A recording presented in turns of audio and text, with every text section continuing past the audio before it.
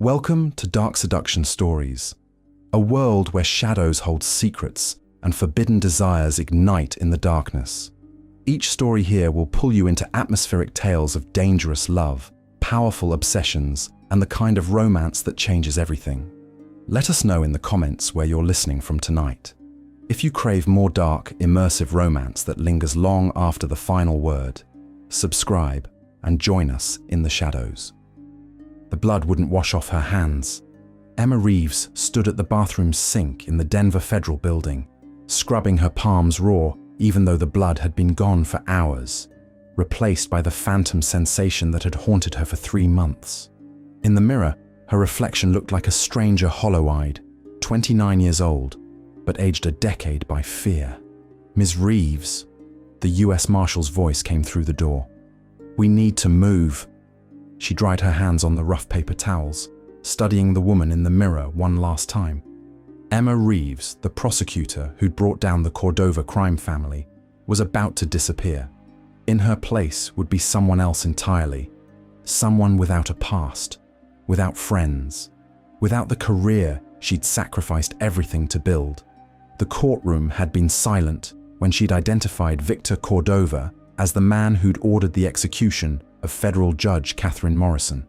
She'd felt his eyes on her, cold and reptilian, as she detailed the evidence, the wiretaps, the financial records, the testimony of 3 terrified witnesses who'd vanished into protection before her. His smile had been slight, almost amused, as if to say, "You're next." And then, 3 days after the guilty verdict, her apartment had been broken into while she slept. She'd woken to a gloved hand over her mouth and a knife pressed to her throat. "Victor sends his regards," the man had whispered. She'd fought, clawed, bit, struggled until her attacker's blood mixed with her own. Her neighbor's scream had saved her life. The police had arrived to find her standing over the body, his own knife buried in his chest, her hands slick with blood that wouldn't stop flowing.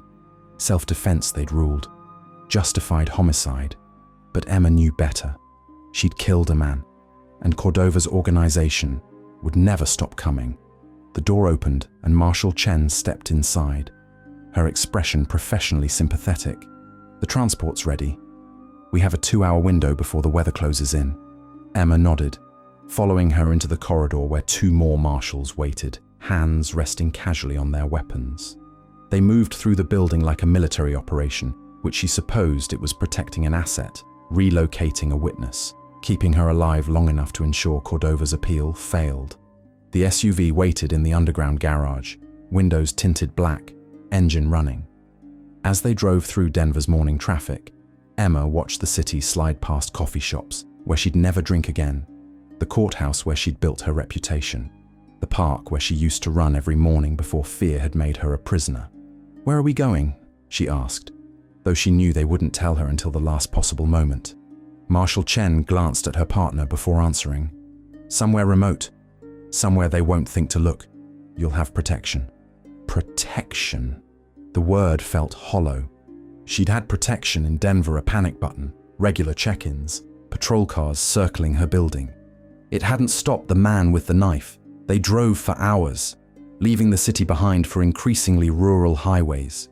Snow began to fall as they climbed into the mountains, thick flakes that covered the windshield faster than the wipers could clear them. The world narrowed to white, no landmarks, no signs, just the endless climb into wilderness. "Almost there," Chen said as they turned onto an unmarked road that was barely more than a track through the pines. The safehouse appeared suddenly through the storm, a log cabin perched on the edge of a mountain valley, surrounded by forests so dense it seemed to swallow the light. Smoke rose from the chimney, meaning someone was already inside. Emma's stomach tightened. "Your protection detail arrived this morning," Chen explained as they parked. "He'll be with you 24/7 until we determine it's safe for relocation or trial proceedings require your presence." One man. Emma had expected a team, multiple agents, the kind of security that might actually stop Cordova's people. "Just one guard." "He's not just any guard," the other marshal said, something in his tone suggesting this was meant to be reassuring. "James Morrison, former Delta Force. If anyone can keep you alive, it's Ghost." Ghost. Even the nickname sounded dangerous. The cabin's front door opened as they approached, and Emma got her first look at the man who would control every aspect of her life for the foreseeable future. Tall, easily 6'3", with the kind of lean, controlled build that spoke of years of military discipline. Dark hair cut military short, sharp features that might have been handsome, if not for the coldness in his grey eyes. He wore jeans and a thermal Henley that did nothing to soften his appearance. And Emma noticed the weapon holstered at his hip with the casual ease of someone who'd carried a gun for so long it had become part of his body. "Ms. Reeves," he said, his voice low and rough, like gravel underfoot. Not a greeting, just an acknowledgement of her existence. "Emma," she corrected, though she wasn't sure why it mattered. His eyes swept over her in a single, assessing glance that made her feel exposed despite her heavy coat. "Inside," he said, stepping back to let them enter. The cabin's interior was Spartan functional furniture, no decoration, the kind of temporary space that discouraged putting down roots. A fire crackled in the stone fireplace, providing the only warmth against the mountain cold seeping through the walls. Marshal Chen handed Morrison a thick folder. "Everything you need to know. Threat assessment, known associates, recent intelligence on Cordova's organization. We'll have satellite communication, but the storm's going to make contact sporadic at best." Morrison flipped through the file without comment, his expression unreadable. Emma wondered what he saw there her entire life, reduced to threat vectors and security protocols. "The perimeter's secure," Morrison said. "I've set motion sensors on all access roads. Anyone comes within 2 miles will know." "Good." Chen turned to Emma, her professional mask slipping slightly to show genuine concern. "I know this isn't easy, but you're alive because you're smart and strong. Trust Morrison. Follow his instructions. We'll get you through this." Then they were gone, the sound of the SUV fading into the storm, and Emma was alone with a stranger who looked at her like she was a problem to be solved rather than a person to be protected. Morrison closed the door and turned to face her, arms crossed over his chest. "Rules," he said without preamble. "You don't go outside without me. You don't open doors or windows. You don't use any electronic devices, no phones, no computers, nothing that can be traced or tracked. If I tell you to move, you move. If I tell you to hide, you hide. No questions, no hesitation. Your life depends on following orders." Emma felt anger kindle in her chest, the first real emotion she'd felt in days beyond the constant gnawing fear. "I'm not one of your soldiers," she said. "No," he agreed, his expression hardening. "You're a civilian who got in over her head and now needs someone to keep her alive. That's me. So you can either accept that and cooperate, or you can make this difficult and probably get us both killed. Your choice." The brutal honesty should have frightened her, but instead it steadied something inside her. At least he wasn't pretending this would be easy. At least he wasn't offering false comfort. "Fine," she said. "What now?" "Now you settle in." He gestured toward a door off the main room. "That's your bedroom. Bathroom's attached. I'll be out here. We'll eat at 1800 hours. Don't expect gourmet supplies are basic and designed to last." Emma picked up her single duffel bag, all she'd been allowed to bring from her old life, and moved toward the bedroom. As she passed Morrison, she caught the scent of him. Pine soap and something darker, like gunpowder and winter air. He didn't move, didn't acknowledge her proximity, but she felt the awareness radiating from him like heat from the fire. The bedroom was as sparse as the rest of the cabin, a double bed with military-precise corners, a dresser, a single window that looked out onto endless forest. Emma set down her bag and sank onto the bed, finally allowing herself to feel the full weight of her situation. She was trapped in this cabin, trapped in this life, trapped with a man who looked at her like she was a mission objective rather than a human being. The walls seemed to press in, the mountain isolation that was supposed to protect her instead feeling like a cage. Emma pulled out her phone, dead now, battery removed per protocol, and stared at the blank screen. No calling her sister in Boston, no texting her best friend, no social media to mindlessly scroll through at 3 a.m. when the nightmares woke her. She was utterly, completely alone. Except for Ghost. She lay back on the bed, staring at the wooden ceiling, listening to the storm intensify outside. Wind howled through the pines, rattling the windows, and she heard Morrison moving in the main room, checking locks, securing the perimeter, doing whatever it was that soldier types did to feel in control. Hours passed. Emma dozed fitfully, jerking awake at every creak of the cabin, every gust of wind that sounded too much like footsteps. The light outside dimmed to grey twilight, then to full dark, and still she lay there, unable to fully relax, unable to let go of the hypervigilance that had become her constant companion. A knock on her door made her jump. "Dinner," Morrison's voice came through the wood, flat and impersonal. She found him in the small kitchen area, heating canned soup on a propane stove. He'd set 2 bowls on the rough wooden table, along with bread that looked homemade and a thermos of coffee that smelled strong enough to strip paint. They ate in silence, Morrison's attention divided between his food and the windows, constantly scanning for threats that Emma couldn't see. She studied him covertly, the sharp line of his jaw, the scar that cut through his left eyebrow, the way his shoulders never fully relaxed, even in the relative safety of the cabin. "How long were you Delta Force?" she asked, needing to break the oppressive quiet. His eyes flicked to her, assessing whether the question was worth answering. 12 years. And now you babysit witnesses in the middle of nowhere." Something dark crossed his face. "Something like that." Emma waited for him to elaborate, but he turned his attention back to his soup, clearly done with the conversation. She felt frustration rise again at the situation, at this man's deliberate coldness, at the unfairness of having her entire life destroyed because she tried to do the right thing. "I didn't ask for this," she said, her voice sharper than intended. Morrison set down his spoon, meeting her eyes directly for the first time. "No one ever does," he said quietly. "But here we are." The understanding in his voice surprised her, a crack in the professional armor suggesting he knew something about unwanted circumstances and lives torn apart. Before she could pursue it, he stood, collecting their dishes. "Get some sleep," he said. "I'll wake you if there's any trouble." Emma retreated to her room, knowing sleep was impossible, but going through the motions anyway. She changed into the oversized t-shirt she slept in, brushed her teeth, performed all the mundane rituals of normal life that felt absurd in this abnormal situation. She lay in the dark, listening to Morrison move through the cabin, checking windows, testing doors, his footsteps regular and methodical. Eventually, even those sounds ceased, replaced by the howling wind and her own racing thoughts. The nightmares came, as they always did.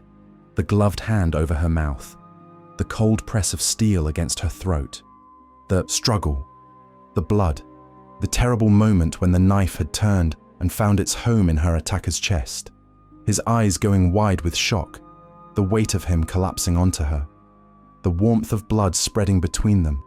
Emma woke with a gasp, her heart hammering, sweat soaking through her shirt despite the cabin's chill. For a moment she didn't know where she was, not her Denver apartment, not the sterile federal safehouse where she'd spent the first weeks after the attack. Then she heard it, a sound that didn't belong to the storm. Footsteps, careful and deliberate, coming from inside the cabin. Emma's breath froze in her lungs. She reached for the panic button. Morrison had given her a small device that was supposed to alert him to danger, but her nightstand was empty. She'd left it in the bathroom. The footsteps grew closer. A shadow passed beneath her door, blocking the thin line of light from the main room. Emma rolled out of bed, pressing herself against the wall beside the door, her hands shaking as she searched for anything that could be used as a weapon. Her fingers closed around a heavy ceramic lamp on the dresser. The door handle began to turn. She raised the lamp, every muscle coiled, ready to fight for her life again. Because that's what she did now. She fought. She survived. She refused to be another victim in Cordova's long list of silenced witnesses. The door opened slowly. A figure filled the doorway, backlit by the fire's dying glow. Emma swung the lamp with all her strength, aiming for where she thought a head would be. A hand caught her wrist mid-swing, stopping the lamp inches from its target. Another hand pressed against her mouth, muffling the scream that tore from her throat. "It's me!" Morrison's low voice cut through her panic. It's me! You're safe! Emma's knees buckled, adrenaline draining away to leave her shaking and weak. Morrison caught her before she fell, his arms solid and steady around her. She could feel his heart beating against her cheek fast, but controlled, not the racing terror of her own. "I heard you," he said quietly, his breath warm against her hair. "The nightmare. I was checking on you." Emma pulled back, embarrassed by her weakness, by the way she'd nearly brained her only protection with a ceramic lamp. "I'm sorry," she whispered. I know what you thought." He released her carefully, as if she might shatter. "Next time, I'll knock louder." He turned to leave, but Emma's hand shot out, catching his arm. She didn't want to be alone with the nightmares again. Didn't want to lie in the dark, wondering if every sound was death coming for her. Morrison looked down at her hand on his arm, then at her face, and something in his expression shifted, the professional distance wavering for just a moment. "Stay," she said, hating how desperate she sounded, but unable to care. "Just until I fall asleep, please." For a long moment, she thought he would refuse, would retreat behind his walls and leave, her alone with her fear. Then he nodded once, a short, decisive movement. "Get back in bed," he said, his voice still rough but somehow gentler. Emma climbed under the covers, suddenly aware of how little her t-shirt covered, how vulnerable she was. But Morrison didn't look at her like that. Didn't look at her with anything but professional assessment as he pulled the room's single chair to the side of her bed and sat, his weapon within easy reach. "Sleep," he commanded quietly. "I'll watch." And somehow, with this dangerous stranger standing guard, Emma finally felt safe enough to close her eyes. Emma woke to grey morning light filtering through the curtains and the smell of coffee. For a blessed moment, she forgot where she was, reaching instinctively for her phone to check the time before remembering no phone, no connection to the outside world, no life beyond these cabin walls. Morrison's chair sat empty beside her bed, and she wondered how long he'd stayed, watching over her sleep like some grim guardian angel. The thought should have unsettled her, this stranger seeing her at her most vulnerable, but instead she felt an unfamiliar warmth in her chest. For the first time in 3 months, she'd slept through the night without waking in terror. She found him in the main room, standing at the window with a mug of coffee, watching the storm that still raged outside. Snow had drifted against the cabin walls overnight, transforming the world into an impenetrable white void. They were completely cut off now, no roads in or out, no visibility beyond 20 feet, just the two of them in this tiny sanctuary surrounded by wilderness that could kill as efficiently as any assassin. "Coffee's on the stove," Morrison said without turning around. "Help yourself." Emma poured a cup, wrapping her hands around the warmth, studying him in the grey light. He'd changed clothes, tactical pants, and a black long-sleeve shirt that emphasized the lean muscles of his back, but she suspected he hadn't slept. His posture held the same coiled alertness as the night before, as if relaxation was a luxury he couldn't afford. "How long will the storm last?" she asked. 3 days, maybe 4. He finally turned to face her, his grey eyes sweeping over her in that assessing way that made her hyper-aware of her bare legs beneath the oversized t-shirt. "You should get dressed, in case we need to move quickly." The reminder of danger punctured the morning's fragile peace. Emma retreated to her room, pulling on jeans and a thermal shirt, thick socks and the hiking boots the marshals had provided. When she emerged, Morrison had laid out breakfast oatmeal with dried fruit, more coffee, the kind of utilitarian meal designed for fuel rather than pleasure. They ate in silence again, though this time Emma found herself watching him more openly, trying to piece together the man beneath the soldier's mask. The scar through his eyebrow suggested violence, but his hands as he held his spoon were careful, almost delicate. He moved with the economy of someone who'd learned to conserve energy, to never waste emotion, and she wondered what missions had taught him that discipline. "You were Delta Force," she said, breaking the quiet. "What made you leave?" Morrison's jaw tightened almost imperceptibly. "That's not relevant to your protection. We're going to be stuck together for weeks, maybe months," Emma pressed. "I'd like to know something about the man I'm supposed to trust with my life." He set down his spoon with deliberate care, his expression hardening into something unreadable. "You don't need to trust me. You just need to follow orders. Trust gets people killed." The bitterness in his voice hinted at stories he had no intention of sharing.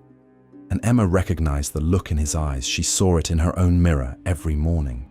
The look of someone haunted by choices made and lives lost. "What happened to you?" she asked softly. "Nothing that matters now." He stood abruptly, collecting their dishes. "I need to check the perimeter sensors. Stay inside. Don't open the door for anyone but me." He pulled on a heavy winter coat and disappeared into the storm, leaving Emma alone in the cabin with her questions and the oppressive silence. She spent the morning exploring her prison because that's what it was, no matter how they dressed it up as protection. The cabin was well stocked with canned goods and dried supplies, enough to last months if necessary. A generator hummed in a shed attached to the back, providing electricity for lights and the propane stove. There were books, mostly military thrillers and survival manuals, and a radio that Morrison had forbidden her to use. No television, no internet, no connection to the world she'd left behind. Emma found herself standing at the window, staring into the white void, wondering if her sister had been told she was alive, wondering if her colleagues thought she'd abandoned them mid-trial, wondering if anyone would remember Emma Reeves when this was over, or if she'd be erased as thoroughly as a name crossed off a list. Morrison returned an hour later, covered in snow, his face reddened by wind and cold. He stamped his boots by the door, methodically removing layers, and Emma noticed the way he favored his left side slightly, as if something there pained him. "Everything clear?" she asked. "For now." He moved to the fire, holding his hands to the warmth. "Storm's getting worse. Even if someone found us, they couldn't make it up the mountain in these conditions." It should have been reassuring, but Emma heard the unspoken qualifier. Yet, the day stretched endlessly. Morrison moved through the cabin with military precision, checking weapons, monitoring the perimeter, maintaining the kind of constant vigilance that never seemed to exhaust him. Emma tried to read, but the words blurred together, her mind unable to focus on fiction when her reality was stranger and more terrifying than any thriller. By afternoon, she was climbing the walls, restless energy making her pace the small space like a caged animal. Morrison watched her with those cold grey eyes, saying nothing, his presence somehow both comforting and suffocating. "I need to do something," Emma finally said, her voice sharper than intended. "I can't just sit here going crazy." Morrison considered this, then gestured to the small kitchen area. "You can cook dinner if you want. Supplies are basic, but there's variety if you're creative." It was something at least. Emma threw herself into the task, chopping vegetables with more force than necessary, taking out her frustration on innocent carrots and potatoes. She made a stew from canned beef and dried herbs, surprised to find herself falling into the rhythm of cooking, the familiar motions soothing her frayed nerves. Morrison appeared at her elbow, silent as his nickname suggested, and she jumped. "You need to stop doing that," she said, pressing a hand to her racing heart. "Doing what?" His expression was genuinely confused. "Sneaking up on people, moving like a ghost, being so damn quiet I forget you're there until you're right behind me." Something that might have been amusement flickered in his eyes. "Old habits," he said. "In my line of work, being loud gets you killed." "And what was your line of work exactly?" Emma pressed, turning to face him fully. "Before this?" He was closer than she'd realized, and she caught that scent again. Pine and gunpowder, and something uniquely him. This near, she could see the fine lines around his eyes, the silver threading through his dark hair at the temples, the way his jaw clenched when she asked questions he didn't want to answer. "The kind of work that doesn't leave room for normal conversation," he said finally, his voice low. "The kind where you learn people are disposable and trust is a liability." "Is that what I am?" Emma asked, surprising herself with the question. "Disposable?" Morrison's eyes locked on hers, and for the first time, she saw something crack in his controlled exterior, a flash of something raw and almost vulnerable. "No," he said quietly. "You're the mission, and I don't fail missions." The words should have been impersonal, professional, but the intensity in his gaze made them feel like something else entirely, like a promise, like a vow. Emma turned back to the stew, her hands trembling slightly as she stirred. This was dangerous territory, allowing herself to see Morrison as anything other than her guard, to feel this pull toward a man who was as much her jailer as her protector. They ate dinner in less oppressive silence, something having shifted between them in that moment of honesty. Morrison actually complimented the stew, a small concession that felt like a victory. "My grandmother taught me," Emma found herself saying. "She believed cooking was therapy, said you couldn't hold on to anger when your hands were in dough or stirring a pot." Was she right? Morrison asked. Emma considered the question honestly. Sometimes, when the anger isn't about dying or watching your life disappear. Morrison was quiet for a long moment, his expression thoughtful. "You killed a man," he said finally, "in self-defense. That changes you." It wasn't a question, and Emma realized he understood not just intellectually but viscerally. He knew what it felt like to take a life, to carry that weight. "Does it get easier?" she asked, her voice barely above a whisper. "No," Morrison said bluntly, "but you learn to live with it. You learn the difference between necessary and senseless. What you did was necessary. Remember that." The validation from this hard man meant more than it should have. Emma felt tears prick her eyes and blinked them back furiously, refusing to cry in front of him. "Tell me about the case," Morrison said, surprising her with the request. "About Cordova." So Emma did. She told him about the 2-year investigation, the careful building of evidence against a man who'd seemed untouchable. She told him about Judge Morrison, no relation. She added with a sad smile, a brilliant woman who'd refused to be intimidated, who'd signed the warrant that would have destroyed Cordova's empire. She told him about finding the judge's body, about the rage that had fueled her determination to see Cordova brought to justice. Morrison listened without interruption, his attention absolute, and Emma found herself talking more freely than she had since the attack. She told him about her sister Rachel, about her best friend Maya, who was probably furious at being ghosted. She told him about the apartment she'd loved, the career she'd sacrificed everything for, the life that had been stolen as thoroughly as if Cordova had succeeded in killing her. "You'll get it back," Morrison said when she finished. "Maybe not the same life, but something. You survived. That matters." "Did you?" Emma asked impulsively. "Get something back after you left Delta Force?" Morrison's expression shuttered immediately. The brief moment of connection severed as decisively as a cut wire. "That's different," he said, standing to clear their dishes. "Why?" Emma pressed, following him to the kitchen. "Why is it different?" He turned on her with sudden intensity, his eyes blazing. "Because I deserved what happened to me. You didn't. That's the difference." The raw pain in his voice silenced her protests. She watched as he visibly pulled himself back under control, the mask sliding into place like armor. "I'm going to do a perimeter check," he said, his voice flat again. "Stay inside." He disappeared into the storm, leaving Emma alone with more questions than answers, and the growing certainty that James Morrison was running from something just as terrifying as Victor Cordova's vengeance. She cleaned up dinner, then retreated to her room, exhausted by the emotional rollercoaster of the day. Through the window, she could barely make out Morrison's figure in the snow, a dark shape moving through white chaos, always watching, always vigilant.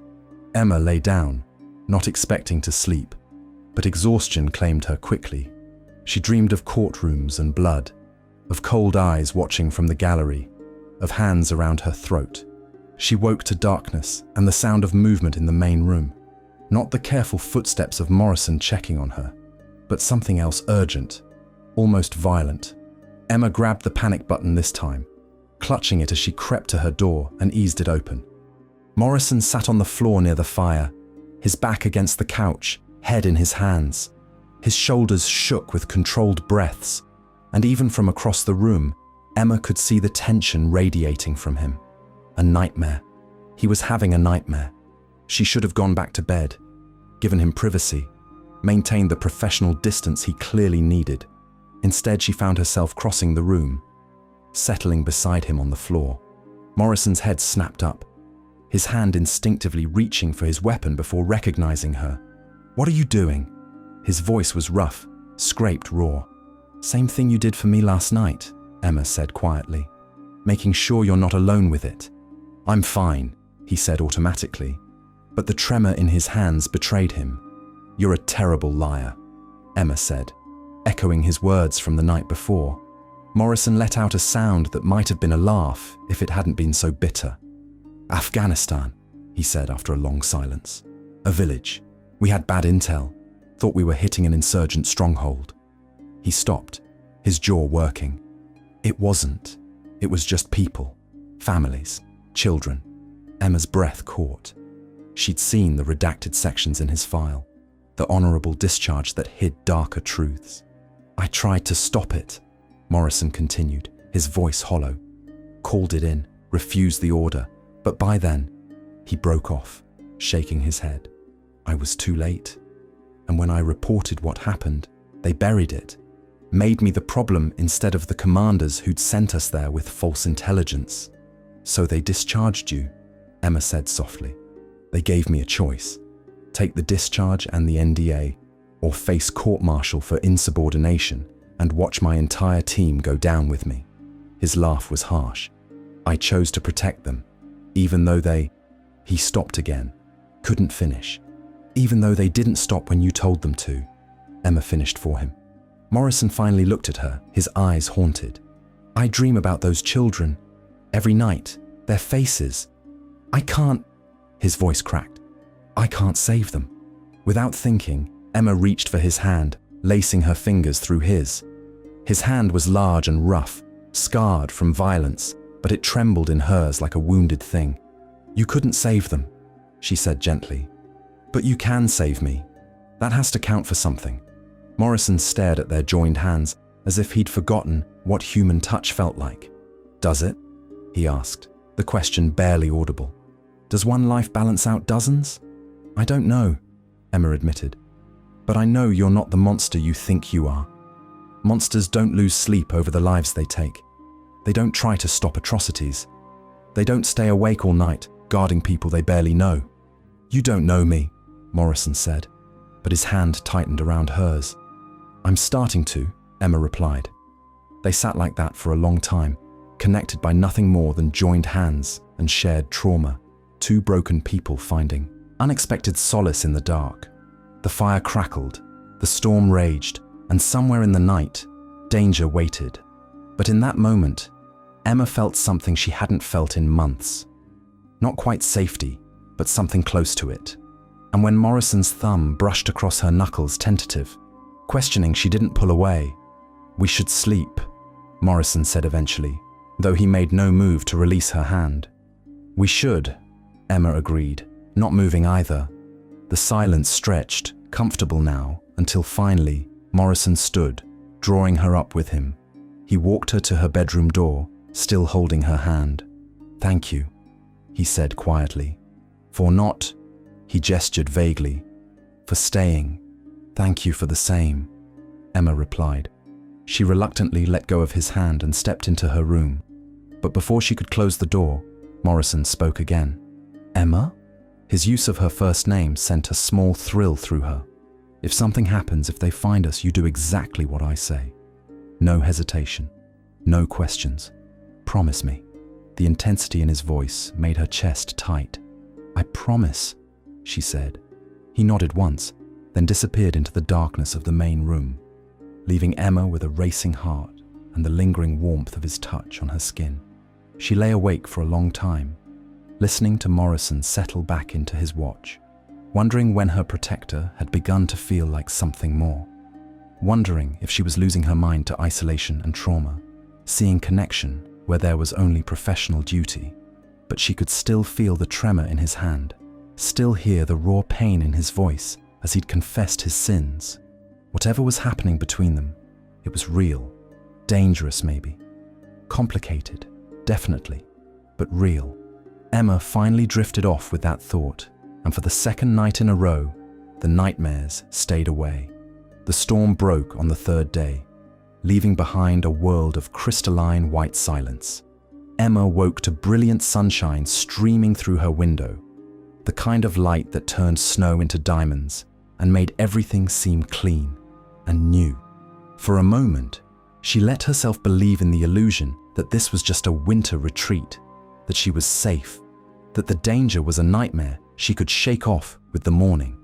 Then she heard Morrison's voice from the main room, low and tense, speaking into the satellite phone. Emma dressed quickly and emerged to find him standing at the window, the phone pressed to his ear, his posture rigid with tension. "Understood," he said curtly. "Keep me updated." He ended the call and stood motionless for a long moment before turning to face her. "What is it?" Emma asked, her stomach dropping at his expression. "Cordova's appealing the verdict," Morrison said. "His lawyers are claiming prosecutorial misconduct. They're demanding you be produced for depositions." Emma sank into the nearest chair, her legs suddenly weak. "Which means they're looking for me." "Which means they never stopped looking for you," Morrison corrected. "They're just getting desperate.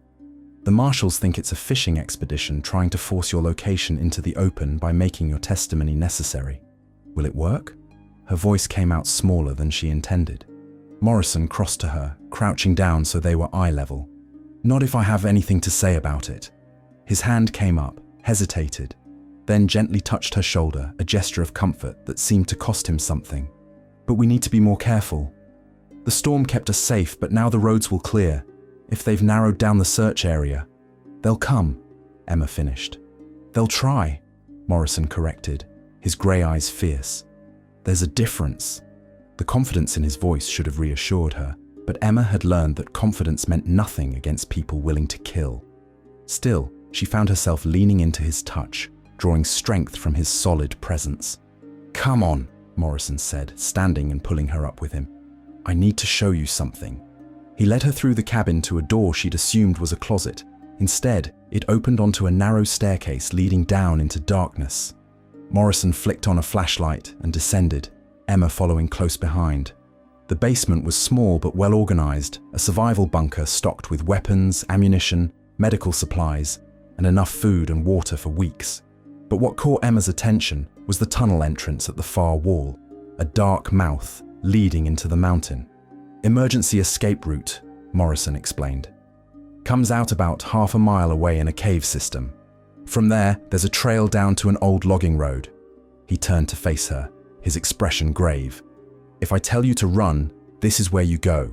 There's a pack here," he indicated a backpack hanging by the tunnel entrance, "with everything you need. GPS coordinates to a secondary safehouse, cash, fake ID. You take it and you don't look back." "What about you?" Emma asked, her throat tight. "I'll hold them off long enough for you to get clear," Morrison said matter-of-factly, as if discussing the weather rather than his own death. "No." The word came out fierce, surprising them both. "I'm not leaving you behind to die." Morrison's expression softened almost imperceptibly. "Emma, I've already watched one person die protecting me," she said, the memory of her attacker's body flooding back. "I won't do it again. We either both make it, or neither of us does." "That's not how protection details work," Morrison said, but there was something in his voice, a crack in the professional armor. "I don't care." Emma stepped closer, meeting his eyes unflinchingly. "You told me about Afghanistan. You told me about the children you couldn't save. Don't add yourself to that list by dying for someone who won't run." Morrison stared at her for a long moment, something warring behind his eyes. "You're supposed to follow orders," he said finally, but the protest was weak. "And you're supposed to be a ghost," Emma replied. "Someone who doesn't feel, doesn't care, just completes the mission." But we both know that's not true anymore. The tension between them shifted, charging the air with something electric and dangerous. Morrison's hand came up, his fingers brushing her cheek with a gentleness that contradicted everything about his lethal exterior. "This is a bad idea," he said, his voice rough. "Probably," Emma agreed, but she didn't step back. For a heartbeat they stood frozen, Morrison's hand on her face, the darkness of the bunker pressing in around them. Then he pulled back abruptly, the moment shattered. "We should train," he said, his voice carefully neutral. "If something happens, you need to be able to defend yourself." Emma recognized the retreat for what it was: fear, not of the danger outside, but of what was building between them. But she let him have it, understanding that whatever this was, it had to develop at its own pace. They spent the morning in the basement, Morrison teaching her basic self-defense moves with the patience of someone who'd trained countless soldiers. He showed her how to break holds, where to strike to disable an attacker, how to use her smaller size as an advantage. Pain is a tool, he said, guiding her through a defensive sequence. Don't fight through it. Use it. Your adrenaline will mask most injuries in the moment. Focus on escape, not winning. Emma tried to concentrate on his instructions, but she was acutely aware of his hands on her, correcting her stance, adjusting her grip, steadying her when she lost balance. Each touch was professional, clinical, but underneath she felt the same electric awareness that had nearly overwhelmed them earlier. Again, Morrison said when she fumbled a move. Faster this time. In a real situation, you won't have time to think. They drilled for hours until Emma's muscles burned and sweat soaked through her shirt. Morrison was relentless, but never cruel, pushing her to her limits while remaining conscious of her boundaries. Better, he finally said, a note of approval in his voice that made her ridiculously pleased. You're a natural. Good instincts. I had practice, Emma said darkly, remembering the night in her apartment. Morrison's expression tightened. That was survival instinct. This is training. There's a difference. He paused, then added quietly, what you did that night fighting back, not freezing, that took courage most people don't have. Or desperation, Emma said. Same thing sometimes. Morrison handed her a water bottle. Take a break. We'll do firearms training after lunch. They climbed back upstairs, and Emma was struck by how much the cabin had begun to feel like something other than a prison. The afternoon light streamed through the windows, turning the space warm and almost cozy. Morrison moved through the kitchen with unconscious grace, assembling sandwiches while Emma collapsed onto the couch, her exhausted muscles grateful for rest. You're a good teacher, she said as he brought over their lunch. I've had practice, Morrison replied, echoing her earlier words. Trained a lot of guys over the years. And women? Emma asked, taking a bite of her sandwich. A few. He settled beside her closer than strictly necessary, and Emma felt her pulse quicken. You're better than most, actually. Less ego getting in the way of learning. They ate in comfortable silence, the kind that suggested growing familiarity rather than awkwardness. Outside, the sun made the snow blindingly bright, and Emma found herself thinking about the life she'd left behind her sister's laugh. Sunday brunches with Maya, the satisfaction of winning a case. What are you thinking about? Morrison asked, surprising her with the personal question. Everything I lost, Emma admitted. My sister doesn't even know if I'm alive. The marshals said they'd tell her something, but not the truth. She's probably imagining the worst. Morrison was quiet for a moment. When this is over, you'll reconnect, he said. It won't be the same, but you'll have something. What about you? Emma turned to face him fully. Do you have anyone? His expression closed off slightly, but he answered. Had a team once. Brothers, really. After Afghanistan, after what happened, most of them stopped talking to me. Saw me as the guy who broke the code, who put his conscience above the unit. His jaw tightened. Maybe they were right. They weren't, Emma said fiercely. You did the right thing. Reporting war crimes isn't betrayal. Tell that to the guys who were court-martialed because I couldn't keep my mouth shut, Morrison said bitterly. They were court-martialed because they participated in killing civilians, Emma corrected. That's on them, not you. Morrison looked at her with something like wonder. You really believe that? Don't you? Emma challenged. He was silent for a long moment, then shook his head slowly. I don't know what I believe anymore, except... He stopped, seeming to struggle with the words. Except that keeping you alive matters. Maybe more than it should. The confession hung between them, heavy with implication. Emma's heart hammered as she processed what he was really saying, that this had become personal, that she'd become more than just a mission. Morrison, she started. James, he interrupted quietly. When it's just us, you can call me James. James, Emma repeated, the name feeling intimate on her tongue. "This thing between us is dangerous and stupid and completely inappropriate," James finished. "I know, but He stopped, frustrated. "I can't seem to maintain professional distance with you." "Good," Emma said, reaching for his hand. "Because I don't want you to." James stared at their joined hands, his thumb tracing absent circles on her palm. "If something happens to you because I was distracted, then that's on Cordova and his people, not you," Emma said firmly. "You can't control everything, James. You can't save everyone. Sometimes you just have to..." She searched for the right words. "Trust that we're strong enough to handle whatever comes." "We?" James repeated, something vulnerable flickering in his eyes. "When did it become we?" "Probably around the time you told me about Afghanistan," Emma said. "Or maybe when you held my hand through the nightmare. Or when you looked at me like I was something worth protecting, beyond just duty." James pulled her closer, and Emma went willingly, tucking herself against his side. His arm came around her shoulders, solid and warm, and she felt something in her chest loosen a tension she'd been carrying for so long, she'd forgotten what it felt like to be without it. "This is still a bad idea," James murmured against her hair. "Probably the worst," Emma agreed, but she made no move to pull away. They sat like that for a long time, watching the afternoon light shift across the snow, neither willing to break the fragile peace they'd found. Emma felt safe in a way she hadn't since before the attack, not just physically safe, but emotionally.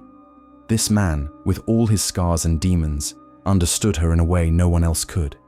"We should do that weapons training," James finally said, though he made no move to get up. "In a minute," Emma said, burrowing closer. "Just give me another minute." James's arms tightened around her, and Emma heard the change in his breathing slower, deeper, as if he too was allowing himself to relax for the first time in years. The moment shattered with the harsh beep of the perimeter alarm. James was on his feet instantly, weapon drawn.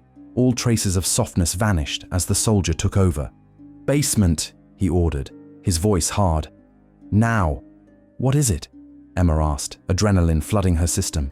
"Motion sensor tripped on the east approach," James said, moving to the window while staying out of sight lines. "Could be an animal, but we don't take chances," Emma finished, already moving toward the basement door. James caught her arm, pulling her back for a brief, fierce moment. "Remember what I taught you," he said. "If things go bad, you run. No hesitation." "James," Emma started to protest. "Promise me," he insisted, his eyes boring into hers. "I promise," Emma lied, knowing she'd never leave him to die. James must have seen the lie in her eyes, but he had no time to argue. He pushed her toward the basement stairs, then took up position by the window, his entire being focused on the threat outside. Emma descended into the basement, her heart pounding so hard she thought it might burst from her chest.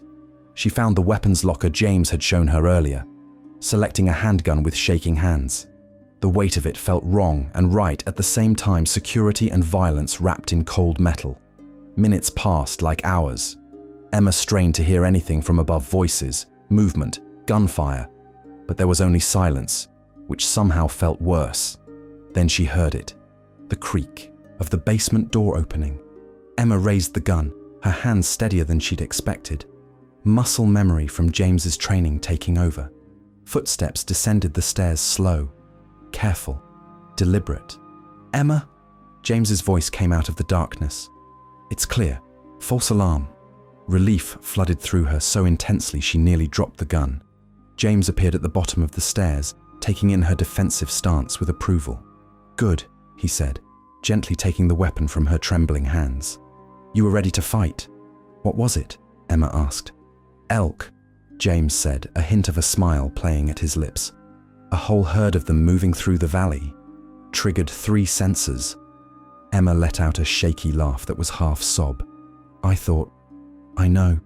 James pulled her into his arms, and Emma clung to him, feeling the rapid beat of his heart against her cheek. "I know what you thought, but we're okay. We're safe. For now," Emma thought, but didn't say. They were safe for now. But she'd seen the look in James's eyes when the alarm went off, the certainty that this was just the beginning, that eventually the threat would be real. and they'd have to face it together. "Come on," James said, leading her back upstairs. "Let's do that weapons training for real. Next time might not be elk." They spent the rest of the afternoon in the clearing behind the cabin, James teaching Emma to shoot with the same patient precision he'd applied to hand-to-hand combat. The cold air bit at her exposed skin, and the recoil jarred her arms with each shot. But Emma pushed through, driven by the knowledge that her life, both their lives, might depend on these skills.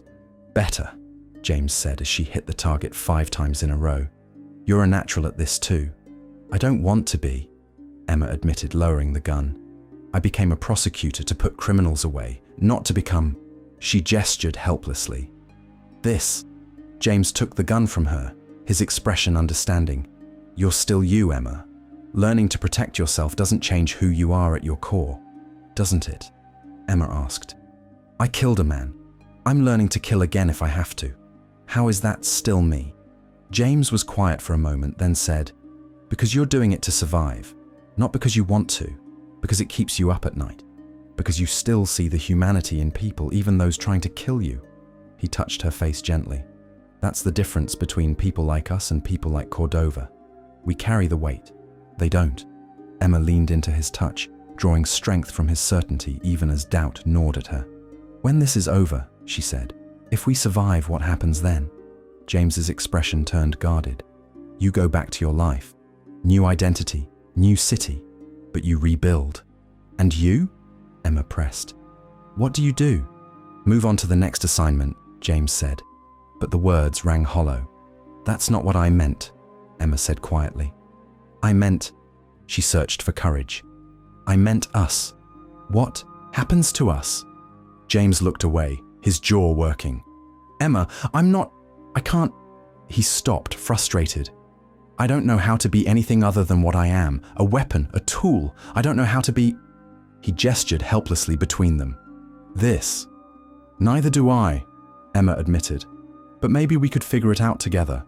James turned back to her, and Emma saw raw longing war with fear in his expression. "You deserve better than a broken soldier with blood on his hands," he said roughly. "And you deserve better than to punish yourself forever for things that weren't your fault," Emma countered. "Maybe we both deserve a chance at something good after all this darkness." Before James could respond, his satellite phone buzzed. He pulled it out, his expression darkening as he read the message. "What is it?" Emma asked, dread pooling in her stomach. James looked up at her, and Emma saw the professional mask slam back into place. "The marshals intercepted chatter," he said, his voice flat. "Cordova's people have narrowed the search to a 50-mile radius." He paused, his eyes hard. "We're in that radius, Emma. They're coming." The cabin transformed overnight from sanctuary to fortress. James moved through the space with military efficiency, checking weapons, reinforcing entry points, preparing for a siege that Emma could feel coming like a storm on the horizon. She watched him work, this man who'd somehow become essential to her survival in more ways than one, and felt fear coil tight in her chest, not just for herself, but for him. "How long do we have?" she asked, as James secured the last of the window reinforcements. 12 hours, maybe 24, he said, without looking at her. "The marshals are sending extraction, but the terrain's too difficult for immediate airlift. Ground team won't reach us until tomorrow night at the earliest." He finally turned to face her, his expression grim. "If Cordova's people move fast, they'll get here first." Emma absorbed this, forcing herself to stay calm even as panic threatened to overwhelm her. "What do we do?" "We prepare for the worst and hope for the best," James said, crossing to her. His hands gripped her shoulders, grounding and steady. "Listen to me, Emma. If they come when they come, you follow every order I give without question. No heroics, no trying to help me fight. Your job is to survive, understand? And your job is to survive too," Emma said fiercely, gripping his wrists. "You don't get to play the martyred soldier, James. We both make it out or..." "Don't," he interrupted, his voice rough. "Don't make promises about dying together. If it comes down to it, I will trade my life for yours without hesitation. That's not negotiable." Emma felt tears burn her eyes. "You think I could live with that? Knowing you died for me?" Better than the alternative, James said, and the finality in his voice told her this was an argument she couldn't win. Not with words, anyway. She pulled him down and kissed him, fierce and desperate, pouring everything she couldn't say into the connection of their mouths. James froze for a heartbeat, then responded with matching intensity, his arms coming around her like steel bands, pulling her flush against him. The kiss was nothing gentle. It was need and fear and defiance against death, a claiming of life in the face of its opposite. When they finally broke apart, both breathing hard, James rested his forehead against hers. "Emma," he whispered, her name a prayer and a curse. "Don't tell me this is a mistake," she said, her fingers tangled in his shirt. "Don't tell me we shouldn't—" "I was going to say," James interrupted softly, "that I've never wanted anything as much as I want you, and that terrifies me more than anything Cordova could send." Emma pulled back enough to see his face, finding vulnerability there that made her chest ache. "Why does it terrify you?" "Because wanting things gets people killed," James said bluntly. "Because I can't protect you properly if I'm thinking about—" He gestured helplessly between them. "This, about what happens after, about whether I deserve—" He stopped, shaking his head. "Whether you deserve happiness," Emma finished. "Whether you deserve to be more than just a weapon." James's silence was answer enough. "You do," Emma said firmly, cupping his face in her hands. "You deserve every good thing, James Morrison, and when this is over, I'm going to spend however long it takes convincing you of that." "When this is over," James repeated, as if trying to believe in a future beyond the next 24 hours. Then he kissed her again, slower this time, with a tenderness that nearly broke her. They spent the evening in strange domesticity, eating dinner together, talking about everything except the looming threat. James told her about growing up in Montana, about his mother who'd raised him alone after his father left, about joining the military at 18 because he'd had nothing else and nowhere to go. Emma told him about law school, about her first case, a domestic violence prosecution that had cemented her determination to protect the vulnerable. She told him about Rachel, her brilliant older sister who'd always protected her, and how reversed their roles felt now. "She'd like you," Emma said, leaning against James on the couch as firelight played across the walls. "Would she?" James sounded skeptical. "I'm not exactly the kind of guy sisters approve of." "She'd see what I see," Emma insisted. "Someone strong and brave and fundamentally good, even if he doesn't believe it himself." James's arm tightened around her. "You have too much faith in me," he said quietly. "Or you have too little in yourself," Emma countered. They fell silent, watching the fire burn down to embers, neither wanting to acknowledge that this could be their last peaceful moment. Eventually, James stirred, pressing a kiss to her temple. "You should get some sleep," he said. "Real sleep. You'll need your strength." "What about you?" Emma asked, though she already knew the answer. "I'll keep watch," James said. "I've gone longer without sleep in worse situations." Emma wanted to protest, wanted to stay awake with him, wanted to hold on to every remaining moment. But she also knew he was right if tomorrow brought violence. She needed to be sharp. "Will you—" She hesitated.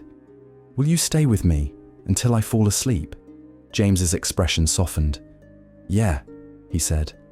"I can do that." Emma changed for bed, acutely aware of James waiting in her room, sitting in that same chair he'd occupied that first terrible night. But when she emerged from the bathroom, she didn't climb into bed alone. Instead, she held out her hand to him. "Emma," James started to protest. "I don't want to die having never spent a night in your arms," she said simply. "If tomorrow brings the worst, I want this. Just this." James stood slowly, his expression torn between desire and duty. Then something in him seemed to break, or maybe mend, and he took her hand. They lay together in the darkness, fully clothed but impossibly intimate, Emma's back pressed against James's chest, his arms secure around her waist. She could feel his heartbeat against her spine, steady and strong, and for the first time in months felt something other than fear. She felt hope. "Tell me about after," she whispered into the darkness. "Tell me what happens when we survive this." James was quiet for so long she thought he wouldn't answer. Then his voice came, low and rough with emotion. "We find you a new city, he said. Somewhere warm, maybe. You rebuild your practice. Help people who need it. And you, Emma pressed. Another long pause. Maybe I find a reason to stay in one place, James said finally. Maybe I learn to be something other than a soldier. With me? The question was barely audible. James's arm tightened around her. If you'll have me, he whispered. Broken pieces and all. Always, Emma breathed, lacing her fingers through his. I'll have you always. She felt James's lips brush the back of her neck, tender and reverent, and finally allowed herself to drift towards sleep, wrapped in safety and something that felt dangerously like love. Emma woke to chaos. Gunfire cracked through the pre-dawn darkness, shattering the cabin's windows. James was already moving, pulling her from the bed and pushing her toward the floor in one fluid motion. Stay down, he commanded, his weapon already in hand. They're here. Terror flooded Emma's system, but her training kicked in. She army crawled toward the bedroom door as more gunfire erupted, the sound deafening in the confined space. James fired back through the broken window, controlled 3-round bursts, his movements calm and precise despite the violence. How many? Emma gasped. At least 4, James said, reloading with practiced efficiency. Maybe more. They're spreading out, surrounding the cabin. He glanced back at her, his expression fierce. Get to the basement, now. James! Emma started. Go! He shouted as another volley of shots punched through the walls. Emma scrambled out of the bedroom, keeping low as bullets whined overhead. She could hear voices outside, men coordinating, closing in. The basement door seemed impossibly far away, across an expanse of exposed space that could become her killing ground. Behind her, James provided covering fire, his weapon singing its deadly song. Emma sprinted for the door, her heart hammering so hard she thought her ribs might crack. She wrenched it open and plunged into darkness, her hands finding the railing by muscle memory. The basement was pitch black, but Emma navigated by touch, finding the weapons locker and yanking it open. Her hands closed around the familiar weight of the handgun James had trained her with, and she chambered a round with shaking hands. Above, the gunfire intensified. Emma heard the front door splinter, heard James's weapon respond, heard a scream cut short. One down, she thought, but how many left? Then she heard something that froze her blood. James's voice shouting in pain. Every instinct screamed at Emma to run to grab the escape pack and disappear into the tunnel as James had commanded. But she couldn't, wouldn't, not while he was up there fighting alone. She crept back up the stairs, her weapon raised, every sense hyper alert. The basement door was still open, and through it she could see the main room in chaos, furniture overturned, walls pockmarked with bullet holes, the acrid smell of gunpowder thick in the air. James was behind the overturned couch, blood staining his left shoulder, still firing at the figures advancing. Through the shattered front door, Emma counted 3 men heavily armed, moving with professional precision. Cordova's best, sent to finish what their predecessor had failed to do. Emma emerged from the basement, her weapon steady despite the terror singing through her veins. One of the attackers had his back to her, focused on James's position. She remembered everything James had taught her center mass. Breathe, squeeze, don't pull, and fired. The man went down and chaos erupted. The other 2 spun toward her, their weapons tracking, but James was already moving. He rose from cover and fired, twice precise, lethal, dropping one attacker before the man could acquire Emma as a target. The last man standing fired wildly, and Emma felt something burn across her ribs, pain and heat, and the knowledge that she'd been hit. But she didn't go down. She fired back, her shots going wide, buying James time to close the distance. James hit the attacker like a freight train, and they went down together in a brutal tangle of violence. Emma watched, frozen, as James fought with desperate efficiency, fists, elbows, finally his knife appearing as if by magic to end the threat permanently. Then silence. Terrible, ringing silence. James climbed to his feet, blood covering him, his own and others, and turned to Emma with wild eyes. "Are you hit?" he demanded, crossing to her in 3 strides. "Just grazed," Emma managed, though the burning in her side suggested it was more than that. "You?" "Through and through," James said, examining his shoulder with clinical detachment. "I'll live." Then his expression turned furious. "You were supposed to run. You promised." "I lied," Emma said, her legs suddenly weak. "I told you I wouldn't leave you." James caught her as she swayed, his anger transforming instantly to concern. "Let me see," he said, lifting her shirt to examine the wound. "It's deep, but you're right, just a graze. You'll need stitches." "Later," Emma said, because she could hear it now, engines in the distance getting closer. "James, there are more." "I know," he said grimly, already moving. "That was just the first wave. They sent expendable guys to test our defenses." He grabbed a radio from one of the dead men, his expression darkening as he listened to the chatter. "3 more vehicles incoming. Maybe 10 men total." "We can't fight that many," Emma said, stating the obvious. "No," James agreed, holstering his weapon and grabbing her hand. "We can't. Time to run." They raced to the basement, James grabbing the escape pack and slinging it over his good shoulder. Emma could hear the vehicles now, close enough that their headlights would be visible if she looked out a window. They had minutes, maybe less. James led her into the tunnel, pulling out a flashlight and setting a punishing pace despite his wound. The tunnel was narrow and cold, carved roughly through stone, and Emma fought against claustrophobia as the walls seemed to press in. Behind them she heard explosions, grenades maybe, or breaching charges. They were destroying the cabin, eliminating any evidence, ensuring that even if Emma and James escaped, they'd have nothing to return to.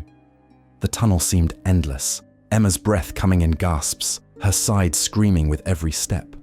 But James pulled her forward relentlessly, his grip on her hand like iron, refusing to let her slow or stop. Finally, they emerged into a cave system lit by grey dawn light filtering through cracks in the rock. James didn't pause, leading her through the maze of chambers toward the exit.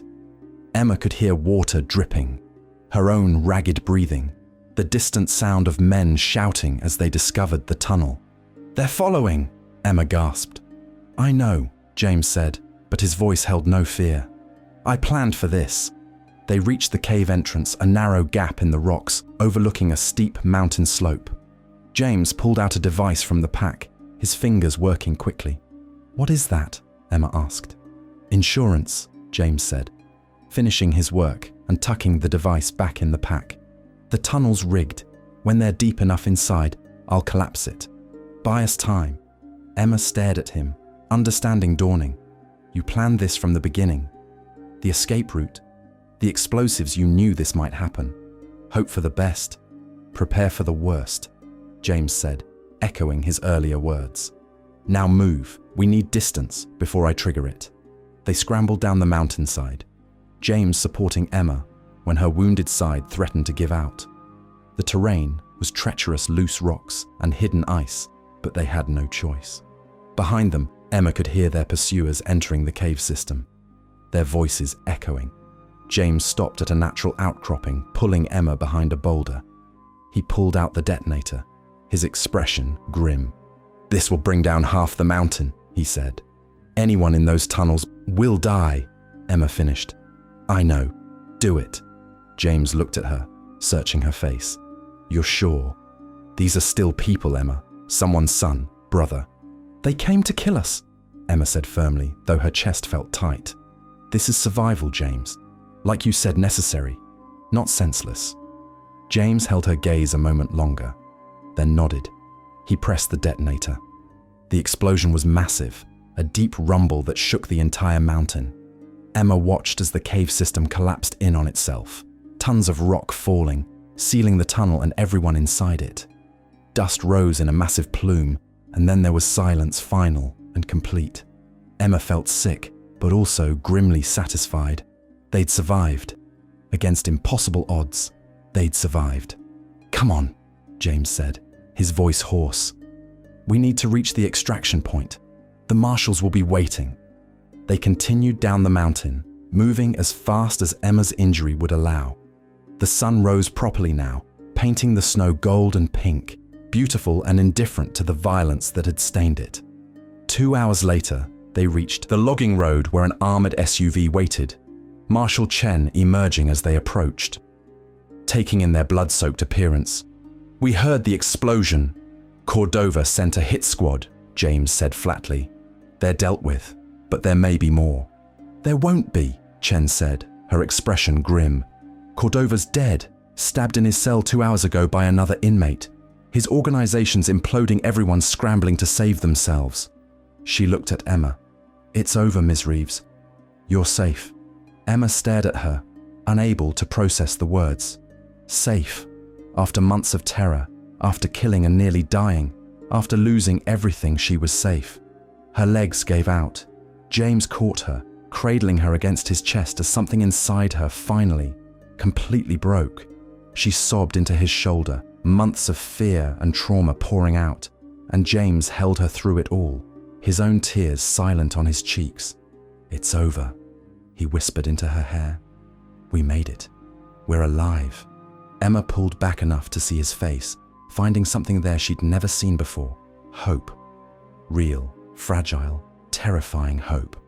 "We're alive," she repeated, the words feeling like a revelation. "James, we're actually alive." He kissed her, then gentle this time, tender, full of promise for a future they'd barely dared to imagine. "Let's get you both to a hospital," Chen said, tactfully looking away. "You need proper medical attention." The drive down the mountain was a blur. Emma sat pressed against James's side, his uninjured arm around her, both of them too exhausted to speak. The adrenaline was fading, leaving behind bone-deep weariness and the beginning awareness of pain. Emma's side throbbed with each heartbeat, and she could see James's face going progressively paler as blood loss took its toll. But they were alive, together, and for now, that was enough. The hospital was a flurry of activity doctors and nurses descending on them, separating them despite Emma's protests. She lost sight of James as they wheeled her to a treatment room, and panic flared in her chest. "He's fine," a nurse assured her, misreading her distress. "Your partner's being treated in the next bay. You'll see him soon." Partner. The word echoed in Emma's mind as they cleaned and stitched her wound. Was that what James was? Her partner? Or something more? They'd kissed, held each other, made promises in the dark. But what did that mean in the harsh light of survival? "All done," the doctor said, finishing the last stitch. 15 stitches. You were lucky another inch, and it would have hit something vital. You'll be sore for a while, but you'll heal clean. Emma nodded absently, already trying to sit up. "I need to see James Morrison, the man who came in with me." "He's in surgery," the doctor said, and Emma's heart stopped. The shoulder wound was more complicated than initially assessed. They're repairing some vascular damage, but he should be fine. The surgeon will update you when he's out. Should be fine. The qualifier made Emma's stomach clench. She'd just gotten them. And now the thought of losing him to something as mundane as surgical complications felt obscene. Marshal Chen appeared in the doorway. "How are you holding up?" "Fine," Emma lied. "What happens now?" Chen pulled up a chair, her expression sympathetic. "Now we get you processed out of witness protection.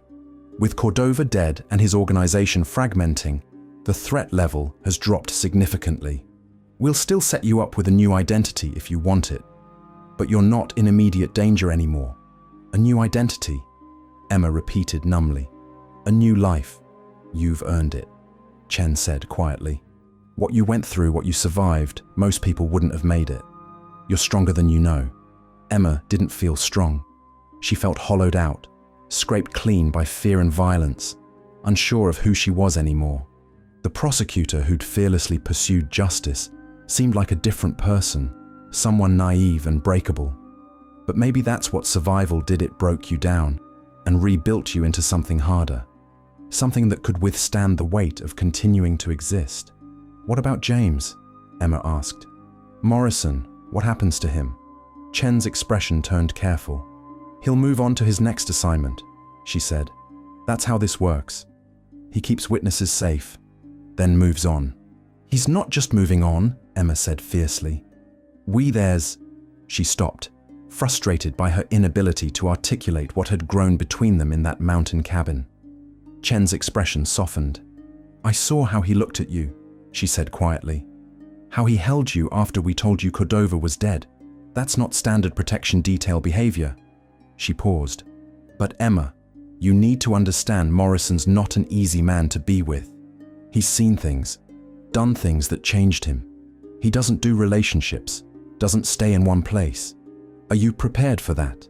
No, Emma admitted. But I'm not prepared to walk away from him either. Not after everything. Chen studied her for a long moment, then nodded. Then I hope it works out, she said sincerely. You both deserve something good after all this darkness.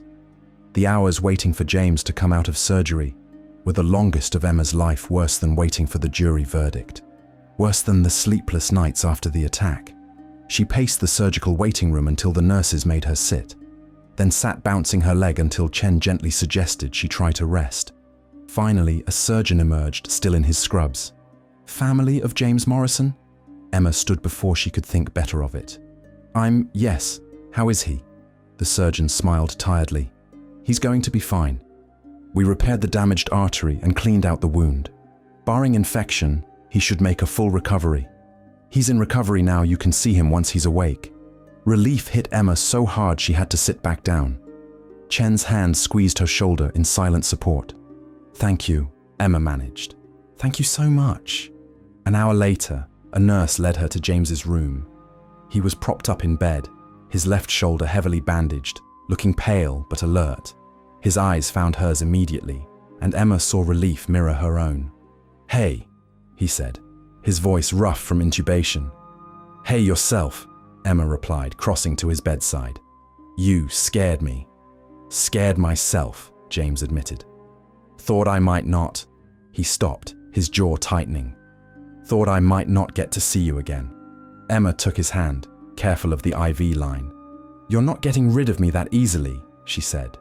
James's fingers tightened around hers. Chen told me Cordova's dead, he said. That it's really over. It is, Emma confirmed. We're free, James, both of us. Something complex crossed his face, relief and fear and uncertainty all tangled together. Free, he repeated, as if testing the word. I don't know what that means anymore. Neither do I, Emma said honestly. But maybe we can figure it out together. She paused, gathering courage. If you want to. If you want me. Us. James stared at their joined hands, his expression torn. Emma, I don't know how to be normal. How to be someone you can build a life with. I'm a soldier. A weapon. You're a man, Emma interrupted firmly. A good man who saved my life and showed me I was stronger than I thought. A man who held me when I had nightmares and trusted me with his darkest secrets. That's who you are, James. And that's who I want. I don't deserve you, James said quietly. That's not your decision to make, Emma replied. I'm choosing you, James. Broken pieces, nightmares, all of it. The question is, are you choosing me back? James looked up at her then, and Emma saw the exact moment he stopped fighting, stopped pushing her away, stopped punishing himself, stopped believing he didn't deserve something good. Yeah, he said, his voice raw with emotion. I'm choosing you. I choose you.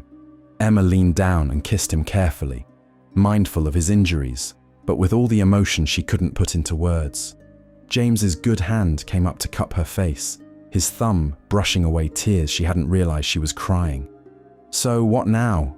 James asked when they broke apart. Where do we go from here? Emma settled carefully on the edge of his bed, their hands still linked. I don't know, she admitted. Chen says they'll give me a new identity if I want it. New city, new life. Start over somewhere safe. Where were you thinking? James asked. Emma smiled slightly. You mentioned somewhere warm. I was thinking maybe the coast, South Carolina, maybe. Somewhere I could rebuild my practice, help people again. She paused. Somewhere with room for a former Delta Force operator who needs to learn how to live in the world again. James's expression softened. You're really serious about this, he said. About us? Completely, Emma confirmed. Unless you have other plans. I don't have any plans beyond keeping you safe, James said. But maybe it's time I learn to have some. His thumb traced circles on her palm, the gesture achingly familiar. South Carolina sounds good. Warm, quiet. A place to... He struggled for the word.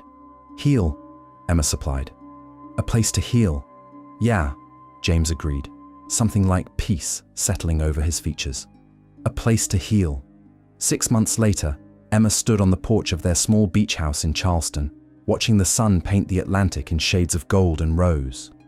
The smell of salt air mixed with the jasmine growing wild along their fence. And somewhere down the beach, children were laughing as they chased the retreating tide.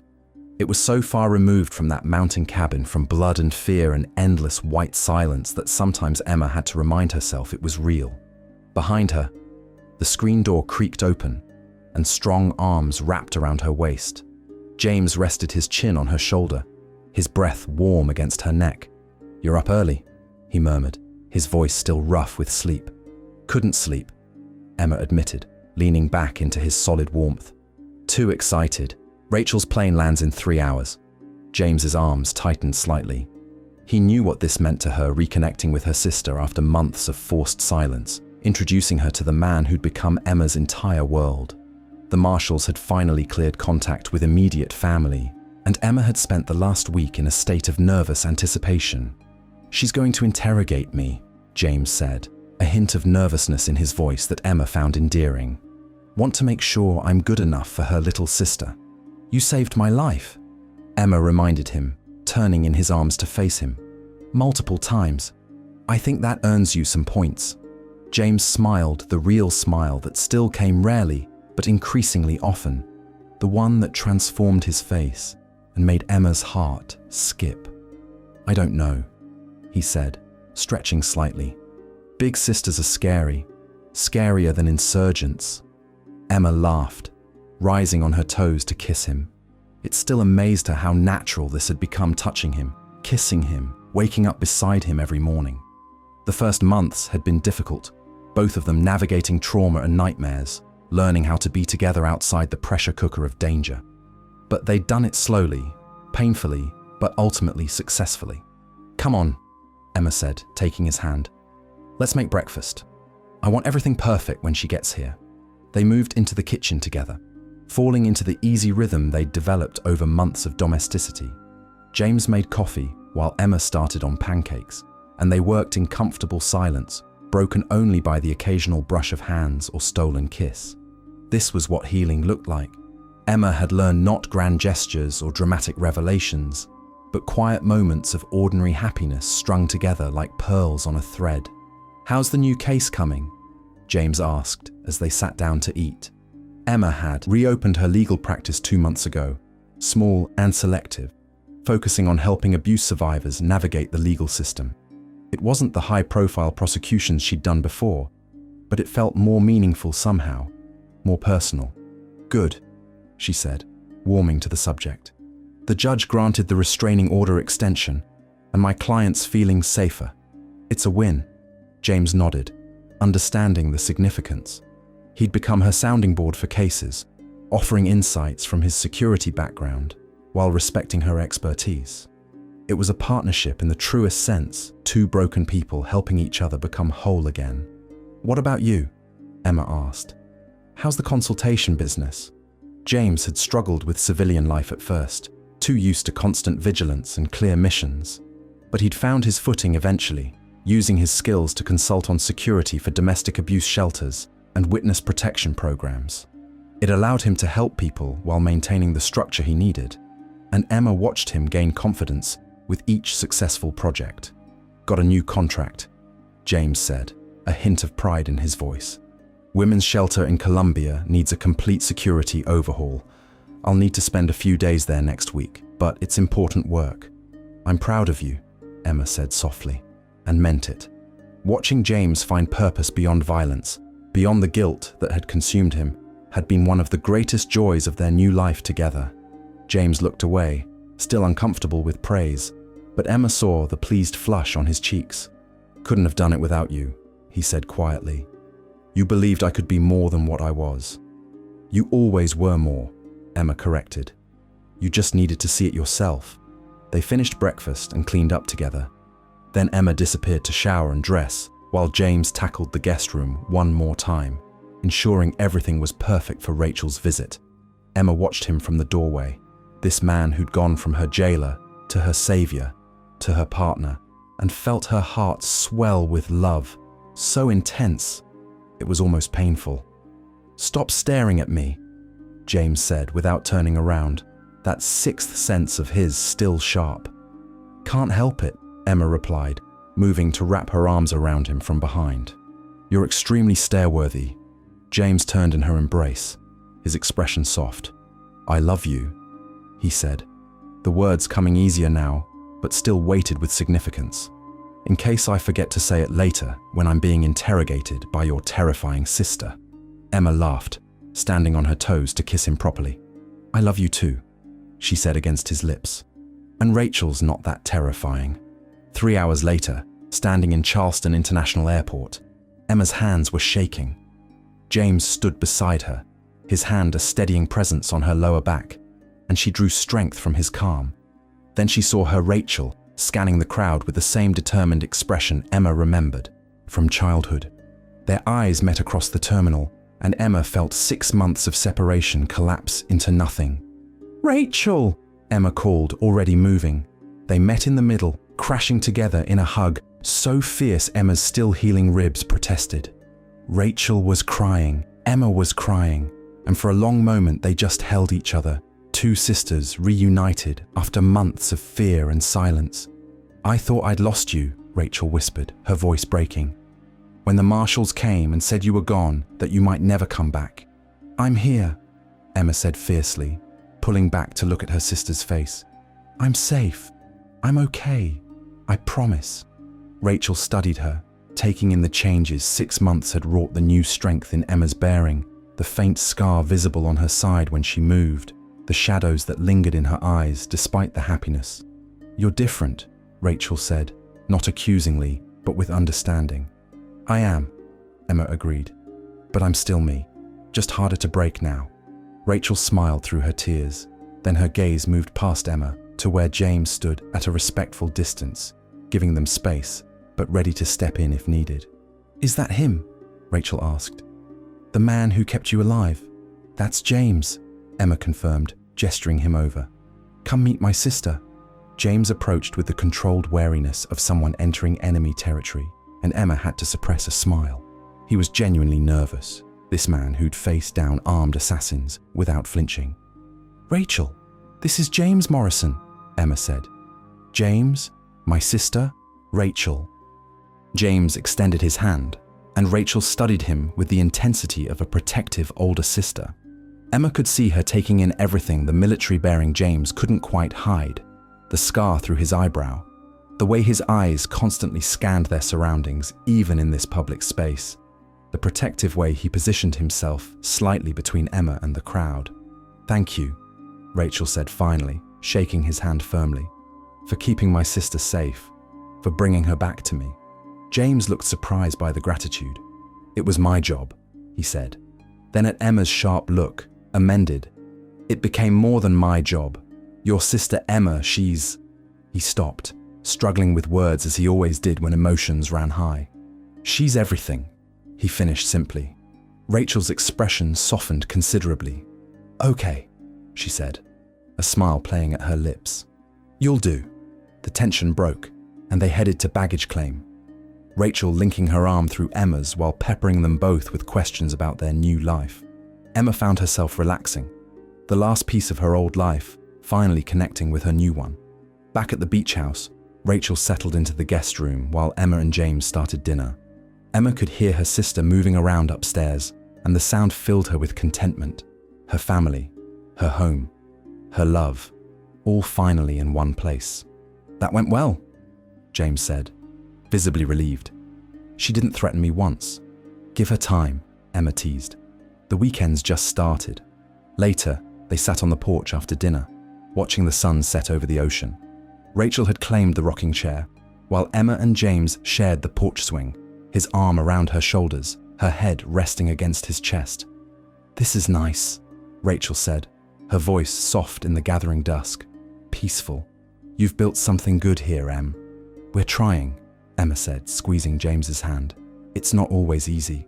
We both have baggage, nightmares, days when the past feels too heavy. But we're figuring it out together. That's all anyone can do," Rachel said wisely. "Figure it out together." She was quiet for a moment, then added, "I'm glad you found each other, even under such terrible circumstances. You both seem lighter, like you're healing." "We are," James said, surprising them both by speaking up. "Slowly, but we are." They sat in comfortable silence as darkness fell and the stars emerged. Three people connected by love and survival, finding peace in the aftermath of violence. The weekend passed too quickly. Beach walks and long conversations. Rachel telling stories about Emma's childhood that made James laugh. Emma showing her sister the new life she'd built from the ashes of the old one. They visited Emma's small office downtown, toured the historic district, ate seafood at Emma's favorite restaurant overlooking the harbor. On the last night of Rachel's visit, Emma found her sister sitting alone on the porch, staring out at the dark ocean. "Can't sleep?" Emma asked, settling beside her. "Too much to think about," Rachel admitted. "I was so scared, Em. For 6 months, I didn't know if you were alive or dead. The marshals wouldn't tell me anything except that you were safe." She turned to Emma, tears shining in her eyes. "I thought I'd lost my baby sister." Emma pulled Rachel into a hug, feeling her sister's shoulders shake with suppressed sobs. "I'm sorry," she whispered. "I'm so sorry you had to go through that." "Don't apologize," Rachel said fiercely, pulling back. "You did what you had to do. You brought down a monster and survived people trying to kill you for it. I'm so proud of you, Emma. So incredibly proud." The words unlocked something in Emma, a knot of guilt she hadn't realized she'd been carrying about putting her family through hell. She cried then, really cried, and Rachel held her through it the way she had when they were children, and Emma had scraped her knees or lost a toy. "I killed someone," Emma finally whispered, the confession she'd been holding back. "The man who attacked me, I stabbed him, watched him die, and on the mountain I shot someone, killed them to save James." She looked at her sister desperately. "How do I live with that? How do I be a good person when I've taken lives?" Rachel cupped Emma's face in her hands, forcing eye contact. "You survived, Emma. That's how you live with it. You survived, and you help other people survive.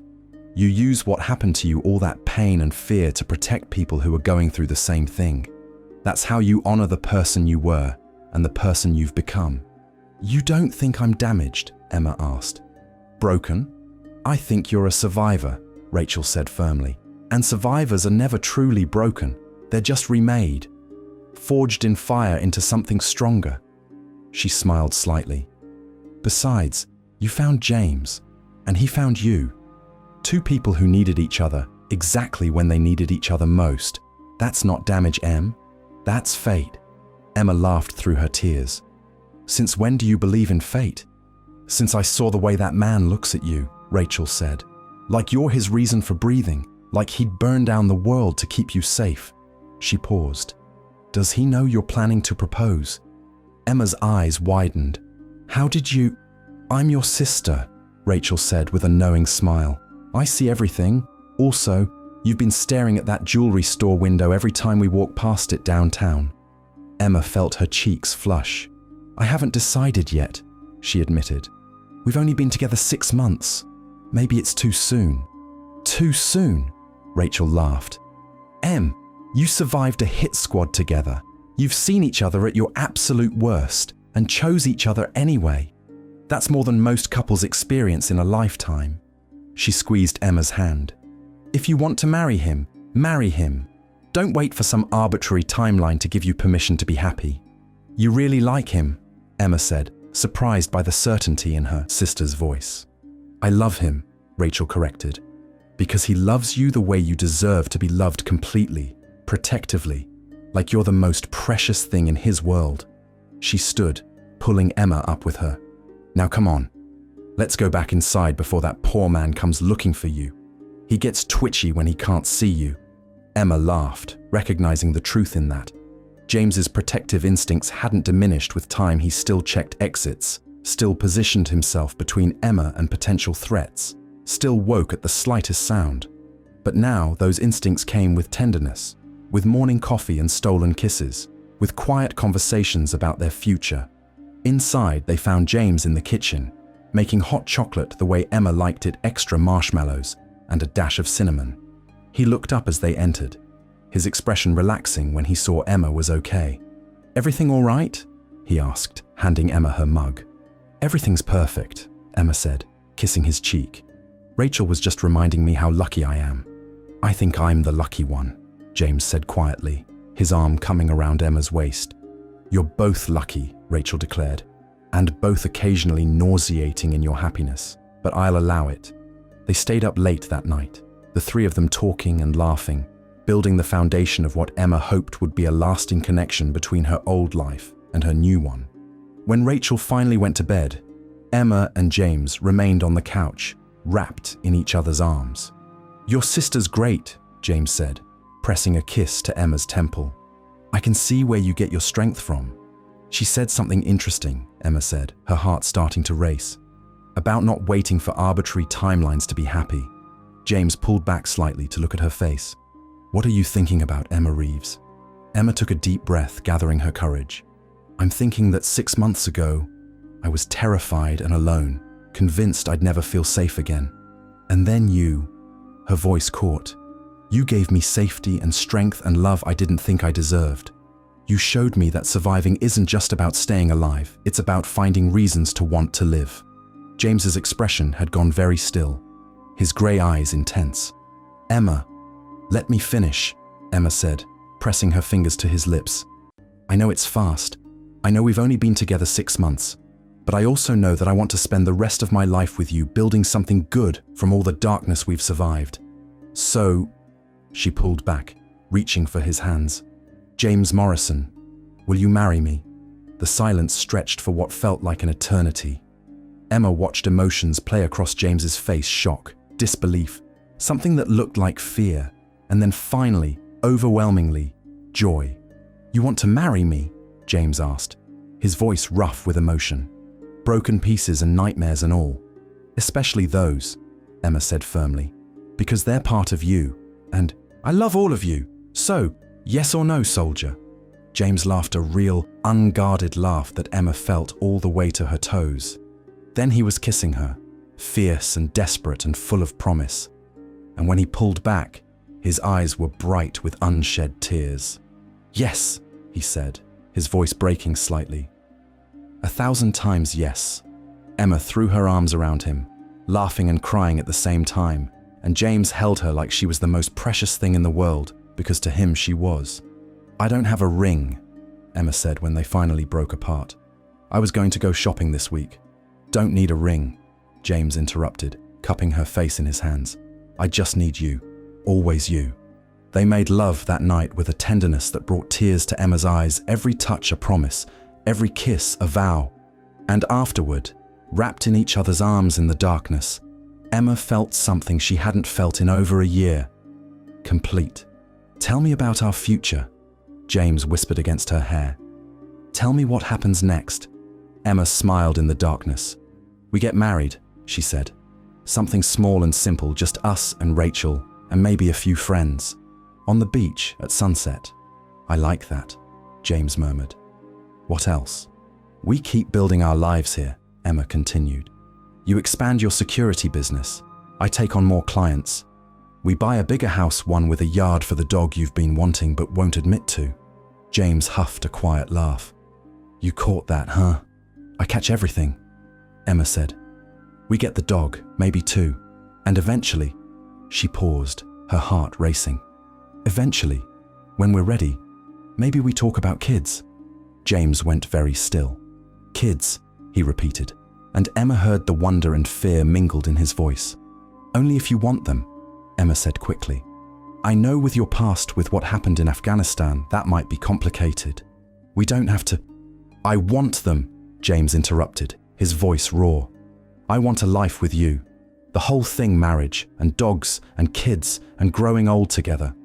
I never thought I'd deserve that, but you make me believe I might." "You do deserve it," Emma said fiercely, turning in his arms to face him in the darkness.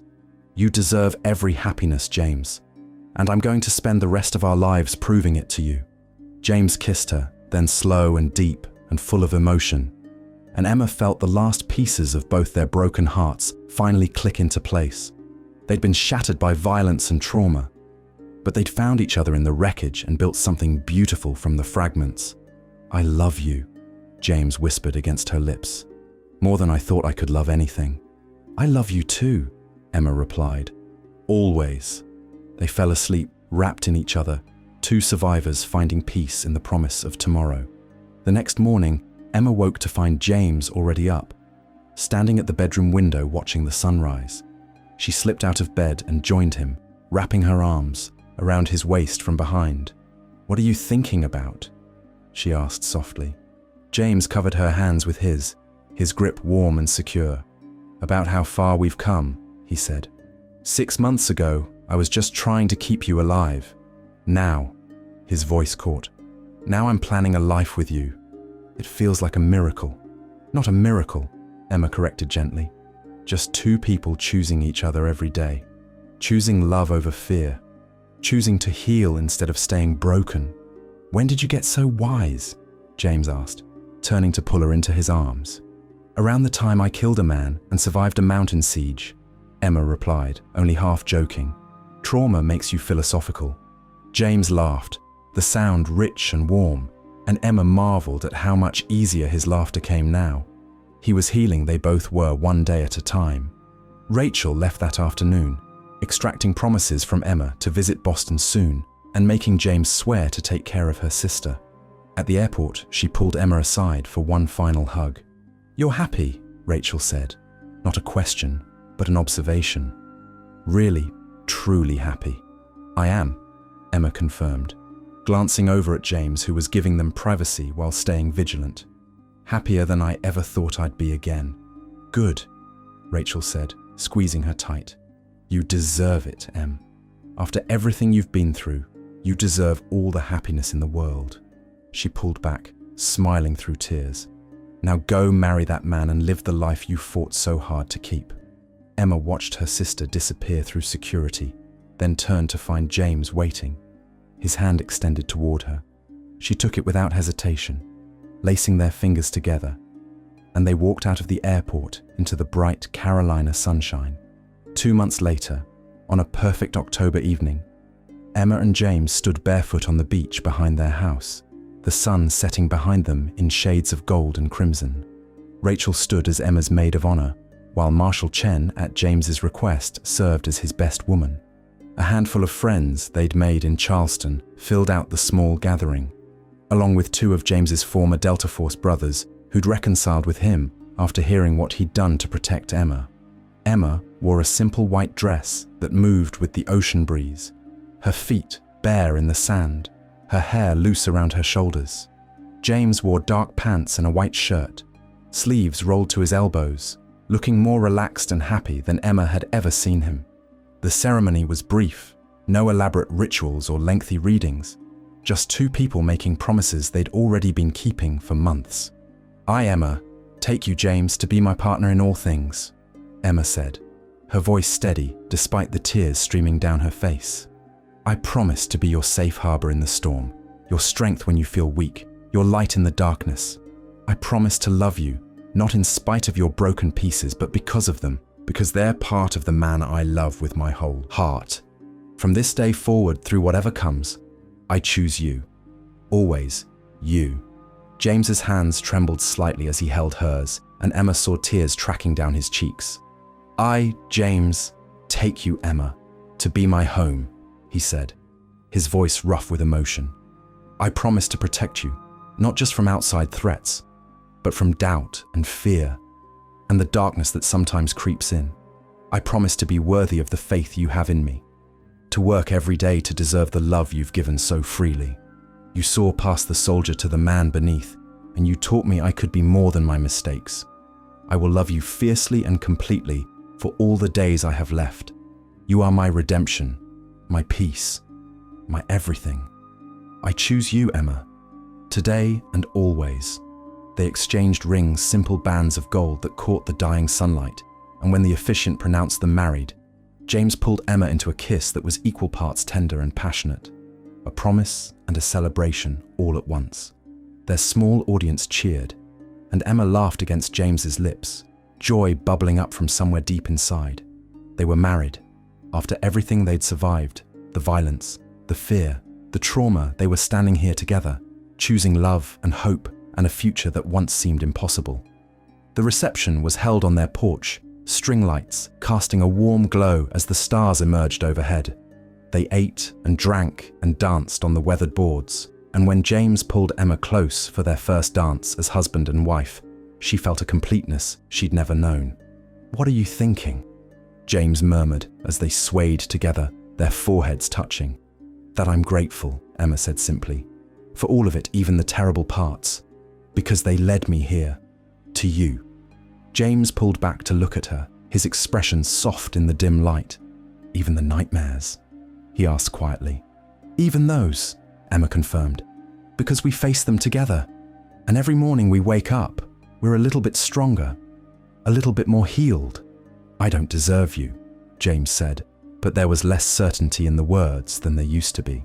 "You deserve everything good in this world," Emma corrected, kissing him softly. "And I'm going to spend our entire marriage making sure you believe that." Later, when the last guest had left and they cleaned up the remnants of the celebration, Emma and James walked down to the water's edge. The moon painted a silver path across the waves, and the beach was empty except for them. "Happy?" James asked, wrapping his arms around Emma from behind. "Deliriously," Emma replied, leaning back against his solid warmth. "You? More than I ever thought possible," James admitted. "Sometimes I still can't believe this is real, that you're real, that we survived everything and somehow found this." "We found each other," Emma corrected, "and we fought for this for us. It's real, James. This is our life now, our future." They stood like that for a long time, watching the waves roll in, feeling the salt breeze on their skin, simply being present in this moment of hard-won peace. "Tell me about tomorrow," James said eventually, echoing their game from months ago. Emma smiled. "Tomorrow we wake up together," she said. "We make coffee and breakfast. Maybe we go for a run on the beach with the dogs we're definitely getting. We go to work helping people. We come home to each other." She turned in his arms to face him. "And the day after that, we do it again. And the day after that. Building our life one ordinary, precious day at a time." "I like that future," James said, cupping her face in his hands. "I like any future that has you in it." "Good," Emma said, rising on her toes to kiss him. "Because you're stuck with me now, soldier, for better or worse, till death do us part." "I can live with that," James said, and the smile on his face was radiant. They walked back to the house, hand in hand, leaving footprints in the sand that the tide would erase by morning. But it didn't matter, they would make new ones tomorrow, and the day after that, marking their presence in this world they'd fought so hard to remain in. Inside, Emma paused at the threshold, turning to look back at the beach, the ocean, the infinite sky. 6 months ago, she'd been terrified and alone, trapped in a mountain cabin with a stranger who'd felt like her jailer. Now she stood in her own home, married to the man she loved more than life itself, with a future stretching bright and beautiful before them. "What is it?" James asked, noticing her stillness. "Just remembering," Emma said softly. "That first night in the cabin. How scared I was. How certain I was that I'd never feel safe again." She turned to him, smiling through sudden tears. "And now look at us. We made it, James. We really made it." James pulled her into his arms, holding her tight. "We did," he agreed, his voice thick with emotion. "And we're going to keep making it. Every day for the rest of our lives." Emma buried her face in his chest, breathing in his familiar scent, pine and safety and home. "I love you," she whispered. "So much it scares me sometimes." "I love you more," James replied, pressing a kiss to the top of her head. "And I'm not scared anymore. Not of anything. Not as long as I have you." They crossed the threshold together, closing the door on the past and all its darkness. Tomorrow would bring new challenges, Emma knew that. The nightmares wouldn't disappear overnight, and the scars they carried, physical and emotional, would never fully fade. But they would face it all together. Two survivors who'd found strength in each other, who'd chosen love over fear and hope over despair. In their bedroom, Emma stood at the window one last time, looking out at the moonlit ocean. James came up behind her, wrapping his arms around her waist, and they stood like that, connected, complete, safe. "No nightmares tonight," Emma said, and it was both statement and wish. "No nightmares," James agreed. "Just dreams of our future." And for the first time in over a year, when Emma fell asleep in her husband's arms, she dreamed not of blood and violence, but of sunshine and laughter, and a little girl with James's grey eyes and Emma's determination. She dreamed of dogs running on the beach and lazy Sunday mornings and growing old together. She dreamed of a life hard won, but deeply cherished. She dreamed of happiness, and when she woke, it would still be there, real and solid and hers to keep. The darkness had tried to destroy them both, but instead it had forged them into something stronger. Together, they'd survived the worst and found the best. Together, they'd healed. Together, they'd found home. And that was the greatest victory of all.